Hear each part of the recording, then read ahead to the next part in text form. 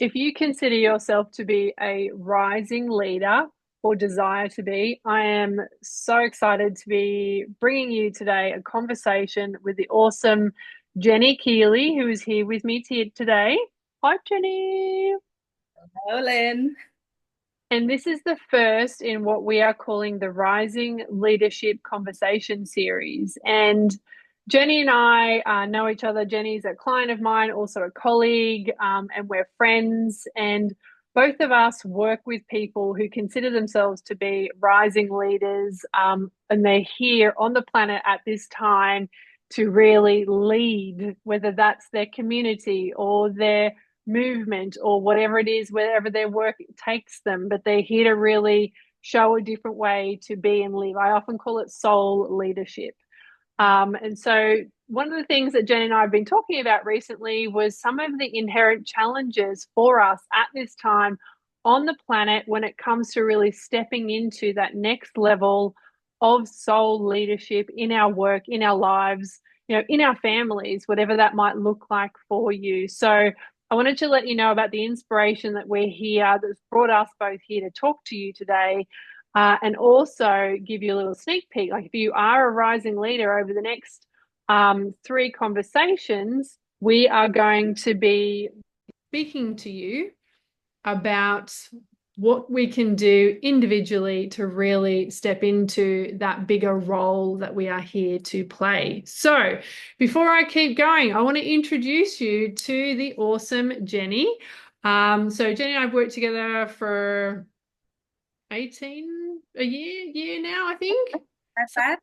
Yeah. She's inside my Elevate program. She's done my Be the Channel and Raise Your Voice offers. And Jenny is just an all-round awesome human. She is a soul coach and creative catalyst for people who consider themselves to be rising leaders, particularly those with really visionary minds and visionary and big visions, for the world. So welcome, Jenny. Is there anything that you would like to add to what I have just shared there about you and anything else? Yeah, beautiful introduction, Lynn. No, you really shared a lot of it. I think our work just really aligns in different ways and levels, and both of us are so excited to lean into this on the edge of this conversation. 100%. And just in case everyone has not met me before, my name's Lynn Hord. I am the copy queen. I am an intuitive business coach. And I really work with light workers, coaches, consultants, people really here to do their soul's work in the world. And I help them. I'm a woo practical and I help them with their messaging and their marketing, but from a very soul aligned place. So that's just a little bit about me as well. So, one of the things that Jenny and I wanted to kick off this series and talk about is the challenge that we have when it comes to stepping into this greater level of being a role model, really showing the way. Because one of the misconceptions that we both agree on when it comes to being a rising leader is that this is a linear journey. And both of us can tell you that it is not. So we wanted to really touch on that today, but in particular, get into what is it more like? So it's not linear. What is it? And I'm going to hand over to Jenny in a second to give you a little bit more of an insight into that. And also, we wanted to share some of our personal experiences in terms of the challenges that we've had with the thing that Jenny's going to talk to you about, and how that has impacted our ability to step into greater levels of presence and conviction and confidence and leadership in our business, and also what we did to work with those pieces so that we could. So, Jenny, I would love for you to talk about, because I know that you do this really deep work with your clients. So, what is it that you see in terms of, if it's not linear, what is it? And what are those pieces that you see people working with as they rise into greater leadership? Beautiful question, Lynn. Yeah, the misconception is that, our business journey is linear and we ought to be a certain way. But in reality, especially as women, we're emotional beings. We're generally in nature attuned to the seasons and the cycles. But the system and how our general business mentality runs is that we're disconnected from that and we got to live in that kind of summer vibe out there all the time, Lynn. Oh my And God. all the freaking time, right? And this creates so much disconnection, so much heartbreak, so much lack of fulfillment of that anchor of purpose in women who are born leaders. So in my work, then I really walk women through the and navigate through life changes, through the tender experiences of transitions so that they can realign with their rhythms, embody their essence, right? And feel that fulfillment of what it is to lead with the power of who they be in their wholeness, their power, their creative essence, and their autonomy as a woman. Mm. Lynn. So, And I think it's really important to speak into, if you would, a little bit more, this idea of wholeness and the idea of, because whole doesn't just mean, as you said, that we're on all the time and that we can produce all the time. It's actually, as you mentioned, about the seasons. We go through those creative cycles in our business, which means that, like the seasons, there is a summer, there is a followed by, is it autumn? Summer. Yeah, autumn, followed by the winter, guys. That's the one where I struggle the most, the winter. And then we're back into the spring where all of the ideas are coming up. We're out there into fruition in the summer. We take a rest in the autumn, and then we go back into our cave in the winter. Right. So where do you find, in your experience with your client work, where's the greatest challenge in that for your people that you notice the most? yeah, I really notice a challenge with autumn and winter. So, and then there's like a comparison to a summer vibe. So they feel this level of shame for Mhm. not being able to be alive and feeling like they're in their full energy when there's inside, there's life changes, there's new happenings, there's deaths, there's this desire to rebirth a part of them that nature nearly wants to move through them as far as message, as far as service. And they find it difficult to slow down into shedding for autumn, to Mm. release. They get probably blocked and stuck with the emotions that are just there on the surface, ready to pop, right? So, as far Mm. as when it comes to wholeness, we embrace all the layers and all the levels of ourselves as emotional beings and what the transitions are activating and initiating in us. Mm. So I would Mm. say autumn and winter, slowing down and processing so that they can rise up and bring their next level, bring their next layer, bring their next leadership out into the world and their work. And as you said, communities, families, there's different variations of leadership, which Mhm. I think we probably go to talk more about in the second or third part of the series a lot more. But yeah, so like you, Lynn, autumn, winter can be the challenge for women to pause because of how culture is wired. Mm. Absolutely. I'm glad you touched on that point, because that was the thing that was sitting on the tip of my tongue over here, was that, the very masculine paradigm is, you're on, you're on, you're on. But as women, we in particular, as in the feminine energy, that's not the way that it works.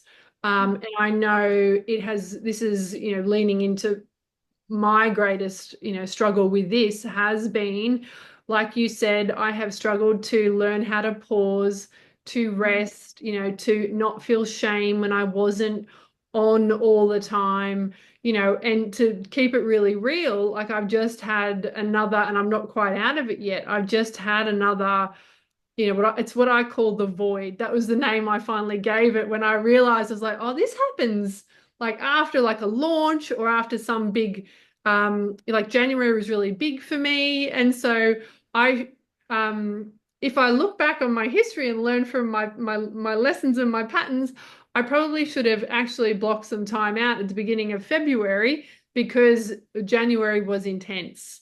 But did I do that, Jenny? Did I? do that. No, I didn't. So do you know what my body did for me? It kind of had a little shutdown. It was involuntary, but it was like, no, no, no, no, no, no. We ain't doing that. And no, no. You gotta sit down, sit your ass down because this has been too much for us. So Mm. it's still an ongoing lesson that I learn. When it comes to recognizing I can't be on all the time, it's just such a mental piece that I still have to pick up and remove, sometimes. And what about for yourself? Where do you find the challenge with the cycle on yourself, and how have you moved through it? Brilliant. I feel the greatest challenge for me is as a deep feeling person, a high sensory who senses the world quite acutely, is the emotional waves on a winter autumn period and the sensitivity of the readiness to come back out again. So, my body, now that I'm in this age with hormonal changes and everything, I notice that I need a longer period of time in that phase. And that's the beauty of, say, the work that we've been doing together. It's strengthening the perception that, yeah, we do need time, and also the creative cycles come at different times of our lives, different Mm, seasons of our lives. So for mm, me, it's the who I be now, Lynn. That's my greatest challenge. Because as you said, if you look back into your life and from the patterns and the lessons, I find my brain wants to go back to who I was like 10 years ago. yeah. And I think that is a lot of women because of just how the feminine and women are like modeled in, just their sense of self is quite, how would you describe it? Like quite intensely perfect in inverted commas. And in reality, we are not linear. We are quite Mm, messy. And to mm, birth our work, as you said, soul leadership into the world, it is a mm, messy process. Birth as well is a messy process, but it mm, brings us into that new level of what identity is birthing next. And I think that is the sensitivity. Like we become holders mm, for mm. the people that we are and were and who we're becoming. So that's what I feel is missing in the perception of it being a linear journey, right? I really love that. And it makes me think about the process of, shedding and rebirth, like what you just said. And it's that and that is not something that's taught. It's not something that we've learnt to be a natural part of our own personal soul evolution because of but we understand it. Like the onion analogy is perfect, right? We're always releasing and bringing forth something new, but that's what's, I think, part of the rising leadership movement is making that normal, realizing that when you move through something in your business or your life or transitions, in terms of age and stage, you're not the same person on the other side, even if it's like from yesterday to today. Like I might have had a conversation with someone, all of a sudden I'm like, oh, that changed something in me and I'm a different person, right? And recognizing and flowing with, as you said, that constantly evolving identity of like, who are we now? And it's actually a wonderful piece to bring into this conversation because it also, I find, is quite empowering and liberating to realize we get to be almost like childlike in the face of, I was like, well, who am I now? Right? Like Yeah. who have I become as a result of what I've moved through or, what I've achieved or accomplished? But again, it's not so much linear as on the inside coming forward. What are we bringing forward as leaders? Like, and I just love that. Such a juicy concept to really allow ourselves to sink into and go, well, who am I today? And Mm. perhaps even a better question is, who do I want to be today? Do you know what I Yeah. mean? Like it's just, I feel like you've opened up this like massive like butterfly wings, and we can all just go, well, let's just fly away on this one. This is brilliant. So what what would you love to add or say to that? Wow, that went off on a tangent. I love that. And that's what happens with us, Lynn, when we It get is. together. We get so sparked. It's beautiful. I think what we're reclaiming is the whole journey from birth to Mm, death, to rebirth, right? I like to use the lotus analogy a lot in my work, where no mud, no lotus. So we got to get down into the mess. We got to get down into what we sometimes call the trenches or the dungeons of our stories, personal, familial, cultural, collective, what we're bringing Yeah. forward in our lineage, right? So I think now is like on the edge of who are we birthing next in as far as like soul leadership is to reclaim the actual fabric of who we be as women creatrixes, creators, leaders, activists, artists of the new, what I like to call the new creative era, where we are autonomous in how we embrace our nature and how we're wired naturally and bring that. So it's like daring to friggin' own that like big part of us. And I love how we're joining together in that peer, like we're rising light leaders that aren't afraid of the shadows, right? So we go down, down to bring up, up, right? So I think that's what the wholeness piece again is that, and knowing that the lotus blossom or the bud coming up has to go through the murky waters, has to go through the rocks and everything. Same with the seed and the earth going through all the cycles of the seasons. So I think I'm very excited for where we are, even though the world is feels like it's on fire. The old paradigm is really coming up like a boil ready to burst, and it has burst really in a way. So coming back to now as born leaders, how navigating this, Lynn, autonomously, right? In our bodies, using the power that nature and source, God, goddess, whoever we like to name their greater essence of creation through us. So that's what I'd love to bring, like leaders rising together and not afraid of the shadows. Yeah, bringing them to the light, finding the gold down in the muck and the mire. Mm.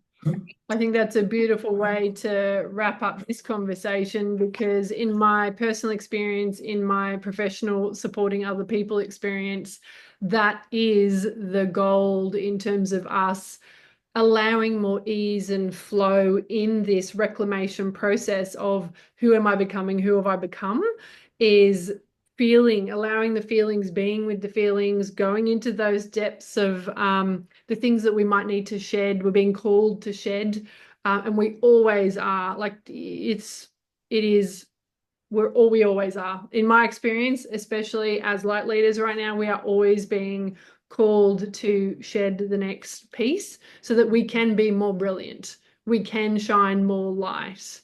So I think that that is just such a beautiful, but it doesn't, the last piece I wanted to add in there was one of the things you and I have both experienced was that when you are held by other people who understand what it means to go into the depths, and also that it doesn't have to be frightening, but it is always infinitely easier when you are walking alongside somebody else who understands. It's almost like, you might be in the pit, but there's someone there going, "Hi, I'm here. Don't you even worry. You are not alone. I'm here."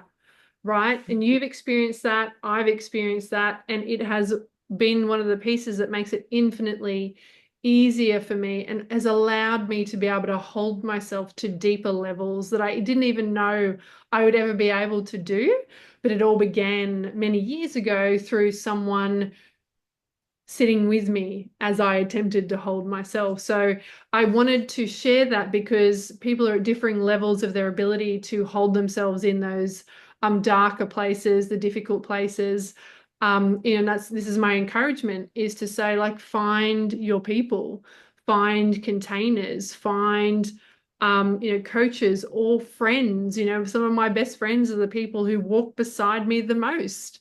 So is there anything you would love to add to that final piece?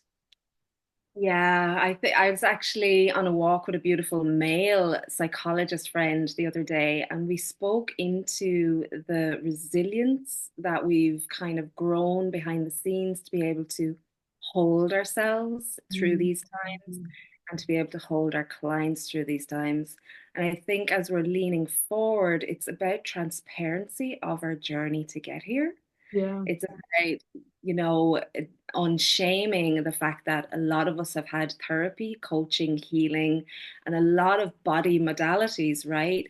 Um, there's been, you're talking about a lot of ownership of what it does take to be an embodied leader Mm, during these moments of, like you said earlier on in the conversation, exceptional earth change right now, right, on this planet. So it's like owning why we are here, owning the journey behind us, and inviting our people into safe spaces, knowing that we're damn good anchors. mm, And what I will share about both of us is it's really interesting working with the people I do as well, is that sometimes down here in the shedding of the autumn winter, it can just take a minute, and the next minute we're in the floods of laughter, like yes. literally.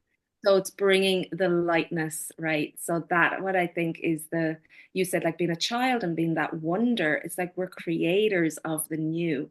So how do Mm, the creative cycle then is going through all the layers, being deeply held, owning mm, your journey, and as you said, shining brightly or radiating all our brilliance, yeah, in the best, mm. and walking beside and calling in our peers, right? Yes. Yes, exactly. And actually, I'll just say, quick aside, last night I was on the phone with a friend, and that's exactly what happened. She asked me a question. I paused to feel in because there was some difficult emotion. She sat with me as I cried. 2 minutes later, we are cackling because we have a short, as friends do, a short form code for when we're in that place. We call it, we're inside our cheesy fondue. And then we riff on that and we're like, oh, you're like on a cracker, you're riding the waves of your fondue. And I literally was cackling 2 minutes, like actually 60 seconds after I was like all teary. And so I just wanted to share, like, it can really be that swift now that I have the skill and the capacity to hold. So, and that's really important to know that if you're not there yet, you will, right? You will get there. It is just practice, practice, and you can really get there and hold yourself in the lightness and have it be flow as well. So thank you for bringing that final point in there. I think that that was really beautiful and important for people to hear as well. Um, so before I wrap up, is there anything else that you wanted to drop into the conversation? Let me see. No, I think we're covered everything that we leaned into for part one.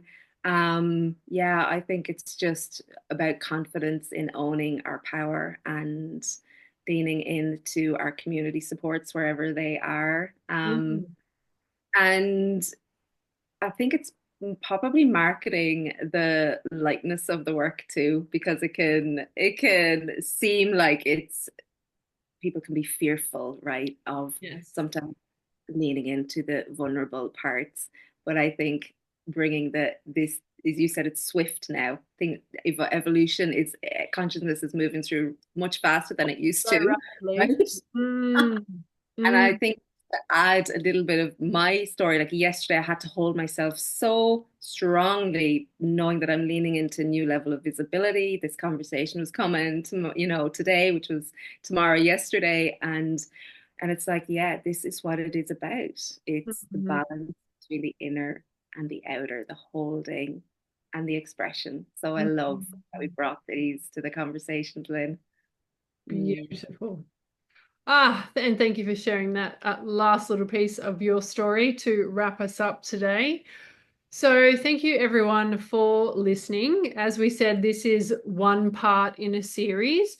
We felt into about three. I'm not going to pin us down to that just in case there are more, but each time we're going to be talking about something specific to support you in your journey into becoming more of a rising leader and really owning your gifts, standing in your power, and being able to hold yourself as you enter into new realms and new roles. So keep an eye out for the ones that are upcoming.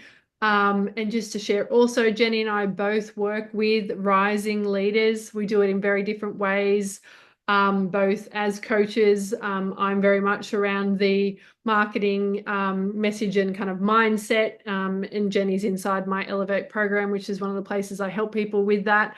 And Jenny is actually, she works one-to-one very closely with people, but she's also got a upcoming workshop in Ireland where she is. Do you want to just give a little snippet in case anyone wants to keep an eye out for that one? Yeah, it's a 2-day event, a residential event called Liberate the Feminine, and it is really basically inviting women into that collective healing space where we can really find our creative power, reignite our soul essence, and lean into yeah, just the beauty of collective healing. So Mm. I'm really excited. It's coming up early summer. Things just still have to be finalized. And if anyone's interested, Instagram, Facebook handle Inspiritus Life. You'll find me there. Mm. Beautiful. So reach out to Jenny, follow her on her socials if you want to get updated on that. And likewise, you can check me out on my website or follow me along here for more soul-inspired message and marketing intuitive advice. So thank you, everyone, and keep an eye out for the next couple in the series. And we look forward to supporting you rise as leaders even more. So thank you for watching and for being with us today. All right. Thank you. And thanks, Lynn. This is great. Amazing. Thanks, lovely Jenny.